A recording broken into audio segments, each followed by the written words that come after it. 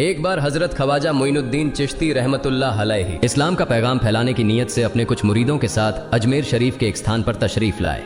जिस मुकाम पर हजरत ख्वाजा मोइनुद्दीन चिश्ती रहमतुल्लाह अलैहि ने कयाम किया, वहां के करीब ही एक बड़ा तालाब था जिसे स्थानीय हिंदू लोग अनासागर कहते थे।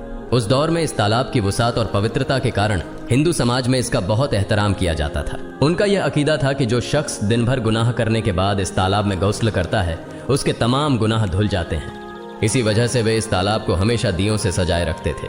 कहा जाता है कि इस तालाब में हर रात दिए जलाने के लिए तकरीबन 3 मन तेल की जरूरत होती थी। तालाब की पवित्रता के कारण वहां सभी हिंदुओं को दाखिल होने की इजाजत नहीं थी। सिर्फ आला तबके के ब्राह्मण ही वहां गौस्ल कर सकते थे और तालाब के पानी को छू सकते थे। उनका यह मानना था कि अगर ब्राह्मणों के अलावा कोई और तालाब के पानी को छू ले तो पानी नापाक हो जाएगा। हजरत ख्वाजा मोइनुद्दीन चिश्ती रहमतुल्लाह अलैहि और उनके मुरीद लंबे सफर से थके हुए थे। कुछ देर आराम फरमाने के बाद जब नमाज का वक्त हुआ तो ख्वाजा मोइनुद्दीन चिश्ती रहमतुल्लाह अलैहि ने हजरत बख्तियार काकी रहमतुल्लाह अलैहि को अजान देने का हुक्म दिया। हुक्म पाकर हजरत बख्तियार काकी रहमतुल्लाह अलैहि ने अजान देना शुरू किया। उस वक्त हिंदुस्तान में तौहीद का पैगाम और अजान के अल्फाज किसी ने नहीं सुने थे। जब लोगों ने पहली बार अजान के अल्फाज सुने तो उनके दरमियान हलचल मच गई। लोग अपने घरों से बाहर आकर एक दूसरे से कहने लगे, ये फकीर लोग कहां से आ गए और ये क्या पढ़ रहे हैं। अजान खत्म होने के बाद हजरत ख्वाजा मोइनुद्दीन चिश्ती रहमतुल्लाह अलैहि और उनके साथियों ने अनासागर तालाब पर जाकर वुजू करना शुरू किया। जब हिंदू पुजारियों ने देखा कि एक अजनबी दरवेश उनके मखसूस तालाब का इस्तेमाल कर रहा है तो उनके दिल में गुस्से की आग भड़क उठी। एक पुजारी बोला, यह दरवेश कहां से आ गया। बिना हमारी इजाजत के इसने हमारे पाक तालाब को हाथ लगा दिया। हम इस तालाब को कितना मुकद्दस मानते हैं और इन मुसाफिरों ने इसे नापाक कर दिया है। इसका कोई हल निकालना ही होगा। इसके बाद हजरत ख्वाजा मोइनुद्दीन चिश्ती रहमतुल्लाह अलैहि ने तमाम साथियों के साथ मिलकर जमात के साथ नमाज अदा की। लोग ये मंजर देखने लगे और कहने लगे, ये तो कोई अजीब फकीर है। हमारे मंदिरों में सब देवी देवता मौजूद हैं और ये उनकी इबादत न करके किसी नए खुदा की इबादत कर रहा है। अगर मंदिर के बाहर भी कोई खुदा है तो उसे भी मंदिर में रखा जाना चाहिए ताकि लोग उसकी भी पूजा कर सकें। शाम ढलने लगी। शाम होते ही राजा पृथ्वीराज के ऊंटों के चरवाहे अपने ऊंट लेकर उस जगह पहुंचे। इत्तेफाक से हजरत ख्वाजा मोइनुद्दीन चिश्ती रहमतुल्लाह अलैहि उसी जगह पर तशरीफ फरमा थे जहां आमतौर पर राजा के ऊंट आराम किया करते थे। चरवाहों ने देखा कि एक दरवेश का काफिला उनके मुकाम पर आकर बैठा है।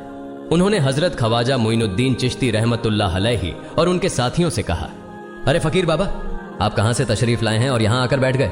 क्या आपको मालूम नहीं कि यहां रोजाना राजा पृथ्वीराज के ऊंट आराम फरमाते हैं। राजा के ऊंट यहां आराम करते हैं। ये जानते हुए भी आपने यहां बैठने की जुर्रत कैसे की। हजरत ख्वाजा मोइनुद्दीन चिश्ती रहमतुल्लाह अलैहि ने उन चरवाहों को नरमी से जवाब दिया, बाबा, हम मुसाफिर हैं और अनजान हैं। हमें मालूम नहीं था कि इस मुकाम पर राजा के ऊंट आराम करते हैं। चूंकि हम पहले ही यहां रात गुजारने का इरादा कर चुके हैं। तुम अपने ऊंटों को आज किसी और जगह आराम देने ले जाओ। आसपास बहुत सी जगहें हैं। हजरत ख्वाजा मोइनुद्दीन चिश्ती रहमतुल्लाह अलैहि का जवाब सुनकर पृथ्वीराज के चरवाहे बोले, फकीर की हिम्मत तो देखो। कहता है कि राजा के ऊंटों को कहीं और ले जाएं और खुद यहां बैठे रहेंगे। फकीर बाबा, यह तो हरगिज मुमकिन नहीं है। राजा के ऊंट अपने ही मुकाम पर बैठेंगे। यह कहकर चरवाहों ने हजरत ख्वाजा मोइनुद्दीन चिश्ती रहमतुल्लाह अलैहि और उनके साथियों को वहां से उठाने के लिए दुर्व्यवहार करना शुरू कर दिया। हजरत ख्वाजा मोइनुद्दीन चिश्ती रहमतुल्लाह अलैहि बहुत ही सरल स्वभाव के थे। जब उन्होंने देखा कि चरवाहे दुर्व्यवहार कर रहे हैं तो उन्होंने बख्तियार काकी रहमतुल्लाह अलैहि से कहा, बख्तियार, हम यहां बैठकर क्या करेंगे। जब राजा के ऊंटों को यहीं बैठाना है तो रहने दो, ऊंट यहीं बैठे, हम यहां से जा रहे हैं। यह कहकर हजरत ख्वाजा मोइनुद्दीन चिश्ती रहमतुल्लाह अलैहि अपने साथियों के साथ वहां से चले गए। अगली सुबह जब ऊंटों को फिर से चरागाह में ले जाने का समय आया तो चरवाहे ऊंटों को उठाने की कोशिश करने लगे, लेकिन बार बार कोशिश के बावजूद वे ऊंटों को उठा नहीं सके, क्योंकि अल्लाह के वली हजरत ख्वाजा मोइनुद्दीन चिश्ती रहमतुल्लाह अलैहि ने कहा था कि ऊंट यहीं बैठेंगे। अल्लाह रब्बुल आलमीन ने उनकी यह दुआ कबूल कर ली थी और ऊंटों को आदेश दिया था कि जब तक मोइनुद्दीन चिश्ती खुद नहीं कहेंगे तब तक वे यहीं बैठे रहेंगे। इसके बाद चरवाहे ऊंटों के न उठने का कारण जानने लगे। उनमें से एक नेक चरवाहा था जिसने कहा, क्या तुम्हें याद है कि हमने कल यहां से एक दरवेश को उठाया था। जाते जाते उन्होंने कहा था कि हम जा रहे हैं, राजा के ऊंट यहीं बैठेंगे। मुझे लगता है कि उनके कहे शब्दों के कारण ही राजा के ऊंट उठ नहीं पा रहे हैं। शायद वह कोई बड़े वली हैं या अल्लाह का कोई अवतार है। इस बात को महामहिम राजा के समक्ष रखते हैं।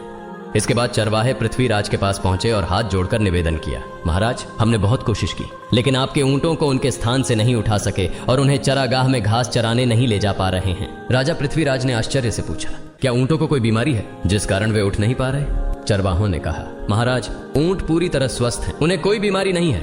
पृथ्वीराज ने कहा, तो फिर वे अपनी जगह से क्यों नहीं उठ रहे? चरवाहों ने कहा, महाराज कल उस स्थान पर एक दरवेश बैठे थे, हमने उनके और उनके साथियों के साथ काफी दुर्व्यवहार किया और उन्हें वहां से उठा दिया था। जाते जाते उन्होंने कहा था, राजा के ऊंट यहाँ बैठेंगे और उठेंगे नहीं। हमें लगता है कि दरवेश की बद्दुआ के कारण ही ऊंट अपनी जगह से नहीं उठ पा रहे हैं। तब पृथ्वीराज ने हुक्म दिया, अच्छा जाओ और उस दरवेश को मेरे पास ले आओ। जब हजरत ख्वाजा मोइनुद्दीन चिश्ती रहमतुल्लाह अलैहि पृथ्वीराज के दरबार में पहुंचे तो पृथ्वीराज ने उनसे पूछा, ए दरवेश, आपने मेरे ऊंटों को क्यों पंगु बना दिया है? मेरे ऊंट भूखे मर रहे हैं, कृपया अपना जादू उनसे हटा लें।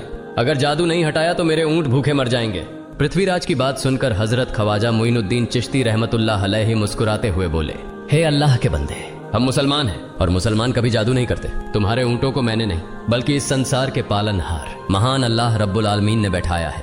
उनकी आज्ञा से ऊंट बैठे हैं और उनकी आज्ञा से ही उठेंगे। लेकिन मैं उस सर्वशक्तिमान से प्रार्थना कर सकता हूं कि वह तुम्हारे ऊंटों को उठने की अनुमति दे। इसके बाद हजरत ख्वाजा मोइनुद्दीन चिश्ती रहमतुल्लाह अलैहि ने अल्लाह से दुआ की, हे अल्लाह, इन ऊंटों को उनकी जगह से उठने की तौफीक दें। हजरत ख्वाजा मोइनुद्दीन चिश्ती रहमतुल्लाह अलैहि की दुआ करते ही चरवाहों ने देखा कि ऊंट अपनी जगह से उठकर चरागाह की ओर बढ़ने लगे। यह दृश्य देखकर चरवाहे चकित रह गए और हजरत ख्वाजा मोइनुद्दीन चिश्ती रहमतुल्लाह अलैहि की करामत की खबर पूरे अजमेर में फैल गई। जैसे जैसे हिंदुओं के बीच हजरत ख्वाजा मोइनुद्दीन चिश्ती रहमतुल्लाह अलैहि की करामत की बातें फैलने लगीं और इस्लाम की महानता उनके सामने प्रकट होने लगी, मंदिर के पुजारी भयभीत हो गए। वे सोचने लगे, अगर यही चलता रहा तो सभी हिंदू मुसलमान बन जाएंगे। तब वे पृथ्वीराज के पास पहुंचे और निवेदन किया, महाराज, ये दरवेश हमारे राज्य में अशांति फैला रहे हैं। यदि आपने अभी इनका कोई उचित समाधान नहीं निकाला तो ये दरवेश सभी हिंदुओं को मुसलमान बना देंगे और तब हमारे देवताओं की पूजा करने वाला कोई नहीं बचेगा। आप इन्हें यहाँ से भगा दें, नहीं तो ये हमें यहाँ से बाहर निकाल देंगे। महाराज, हम आपको एक और भयावह बात बताना चाहते हैं। ये दरवेश कहते हैं कि जिन मूर्तियों की हम पूजा करते हैं वे पूजनीय नहीं है। उनका कहना है कि ये केवल निर्जीव पत्थर है जिनमें कोई शक्ति नहीं है। ये साधारण लोगों को इस तरह की बातें बताकर भ्रमित करना चाहते हैं। सबसे आपत्तिजनक बात यह है कि ये दरवेश हर दिन 5 बार हमारे पवित्र तालाब में हाथ लगाकर उसे अपवित्र कर रहे हैं। पुरोहितों की बात सुनकर पृथ्वीराज ने हजरत ख्वाजा मोइनुद्दीन चिश्ती रहमतुल्लाह अलैहि को बुलाया। जब हजरत ख्वाजा मोइनुद्दीन चिश्ती रहमतुल्लाह अलैहि उनके दरबार में पहुंचे तो पृथ्वीराज ने कहा, ए दरवेश, हम देख रहे हैं कि आप गोमाता का मांस खाते हैं और हमारे देवताओं का अपमान करते हैं। हमारे धर्म के बारे में तरह तरह की उल्टी सीधी बातें कर रहे हैं। हम यह सहन नहीं कर सकते। हम यह भी देख रहे हैं कि आप हमारे पवित्र तालाब को अपने अपवित्र हाथों से खराब कर रहे हैं। आप तुरंत हमारे देश से चले जाएं। हजरत ख्वाजा मोइनुद्दीन चिश्ती रहमतुल्लाह अलैहि ने कहा, बाबा, हम लोग तो केवल वुजू करते हैं, नहाते नहीं। अगर पूरी देह के स्पर्श से आपके तालाब का पानी खराब नहीं होता है तो केवल हमारे हाथ और चेहरे के पानी से तालाब अपवित्र कैसे हो सकता है? यह सुनकर पृथ्वीराज ने कहा, वे सभी लोग हमारे धर्म के हैं जबकि तुम लोग कहीं और से आ गए हो। तुम हमारे धर्म के नहीं हो, इसलिए तुम्हारे हाथ लगाने से हमारा तालाब अपवित्र हो जाता है। तब हजरत ख्वाजा मोइनुद्दीन चिश्ती रहमतुल्लाह अलैहि ने कहा, अच्छा बाबा, हम अब आपके तालाब के पानी को हाथ नहीं लगाएंगे, लेकिन हमें पानी की जरूरत है तो हम चाहते हैं कि केवल एक बर्तन में पानी ले लें। पृथ्वीराज ने कहा, ठीक है, तुम पानी ले सकते हो, लेकिन तुम्हारा बर्तन तालाब में लगे, तुम्हारे हाथ नहीं। अगर तुम्हारे हाथ स्पर्श करें तो हम इसके खिलाफ सख्त कार्रवाई करेंगे। राजा के साथ सहमति के बाद हजरत ख्वाजा मोइनुद्दीन चिश्ती रहमतुल्लाह अलैहि ने अपने मुख्य खलीफा बख्तियार काकी रहमतुल्लाह अलैहि से कहा, बख्तियार, जाओ और राजा के तालाब से एक बर्तन में पानी ले आओ, लेकिन बहुत सावधानी से पानी लेना ताकि तुम्हारा हाथ तालाब के पानी को छू न सके। बख्तियार काकी रहमतुल्लाह अलैहि हजरत ख्वाजा मोइनुद्दीन चिश्ती रहमतुल्लाह अलैहि के आदेश का पालन करते हुए आना सागर से पानी लेने गए। उन्होंने बर्तन को तालाब में डुबोया और उनका हाथ पानी को नहीं छू सका क्योंकि चमत्कारवश पूरा तालाब एक छोटे बर्तन में समा गया। आना सागर पूरी तरह से सूख गया और उसकी तली में केवल सूखी रेत दिखाई देने लगी। जब पुरोहितों ने देखा कि उनके पवित्र तालाब में एक भी बूंद पानी नहीं बची है और वह मरुस्थल की तरह सूख गया है तो वे घबराते हुए राजा पृथ्वीराज के पास गए और बोले, महाराज, यह तो भारी संकट हो गया है। पृथ्वीराज ने पूछा, क्या हुआ? पुरोहितों ने कहा, उस दरवेश ने हमारे पूरे तालाब का पानी ले लिया है। अब हमारे पवित्र तालाब में एक बूंद भी पानी नहीं है। अगर इस तालाब में पानी नहीं होगा तो हम अपने पापों का प्रायश्चित कैसे करेंगे? दूर दूर से हजारों हिंदू लोग इस तालाब में स्नान करने आते हैं ताकि वे अपने पाप धो सकें। अगर पानी नहीं रहेगा तो वे यहाँ आना बंद कर देंगे, जिससे हमारा बड़ा नुकसान होगा और अजमेर की मान मर्यादा मिट्टी में मिल जाएगी। पृथ्वीराज गहरे विचार में पड़ गए। वे हजरत ख्वाजा मोइनुद्दीन चिश्ती रहमतुल्लाह अलैहि के खिलाफ कोई कठोर कदम उठाने से झिझक रहे थे, क्योंकि उन्हें आशंका थी कि अगर उन्होंने दरवेश के खिलाफ सैनिक भेजे और दरवेश ने सैनिकों पर भी जादू कर दिया तो उनकी परेशानी और बढ़ जाएगी। इसलिए उन्होंने कहा, तुम लोग जाओ और उस दरवेश को मेरे पास बुलाकर लाओ, मैं देखता हूं कि वह क्या चाहता है। अगर उसकी मांग उचित होगी तो हम उसे मान लेंगे, और यदि उचित नहीं हुई तो हम माफी मांगकर अपना तालाब का पानी वापस ले लेंगे।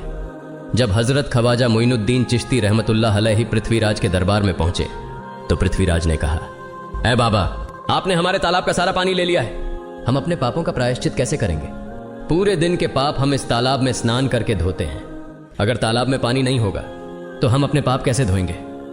हजरत ख्वाजा मोइनुद्दीन चिश्ती रहमतुल्लाह अलैहि ने उत्तर दिया, देखो बाबा, तुम्हारे पास आना सागर है, पर दुनिया के हर कोने में ऐसा तालाब नहीं है, तो क्या वे लोग अपने पाप कैसे धोएंगे? पापों को धोने की ताकत इस तालाब के पानी में नहीं है। पापों को माफ करने वाला केवल अल्लाह है, जिसने आकाश, धरती और पूरी सृष्टि बनाई है। उसकी इजाजत के बिना एक पत्ता भी नहीं हिलता। इसलिए मैं तुम्हें इस भ्रम को छोड़कर सही राह पर आने की दावत देता हूं। वहां मौजूद हजारों हिंदू हजरत ख्वाजा मोइनुद्दीन चिश्ती रहमतुल्लाह अलैहि की बातें मंत्रमुग्ध होकर सुन रहे थे। इसके बाद उन्होंने कहा, जाओ बख्तियार, जिस बर्तन में तुमने तालाब का पानी लिया था उसे वापस तालाब में डालाओ। बख्तियार काकी रहमतुल्लाह अलैहि हजरत ख्वाजा मोइनुद्दीन चिश्ती रहमतुल्लाह अलैहि के हुक्म से आना सागर में बर्तन का पानी डालने गए। जैसे ही बर्तन का पानी तालाब में डाला, आना सागर बढ़कर इस्लाम से लबालब भर गया। इस चमत्कार को देखकर वहां मौजूद कई हिंदुओं ने कलमा।